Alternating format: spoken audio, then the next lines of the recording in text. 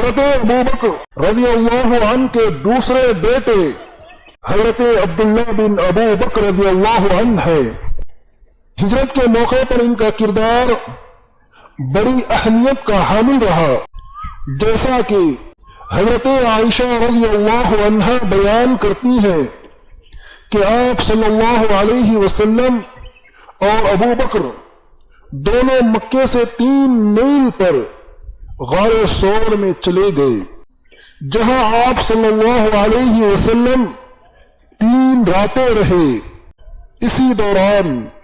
حضرت عبداللہ بن ابو بکر رضی اللہ عنہ جو جوان اور بہت ذہین و فطین تھے، رات کو غار میں جا کر ان کے پاس رہتے، سحری کے وقت واپس چلے آتے اور صبح قریش کے لوگوں کے ساتھ اس طرح کرتے گویا رات مکے ہی میں گزاری ہو،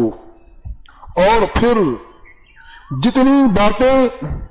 نبی کریم صلی اللہ علیہ وسلم اور ابو بکر رضی اللہ عنہ کو نقصان پہنچانے اور مکر و فریب کی سنتے وہ یاد رکھتے،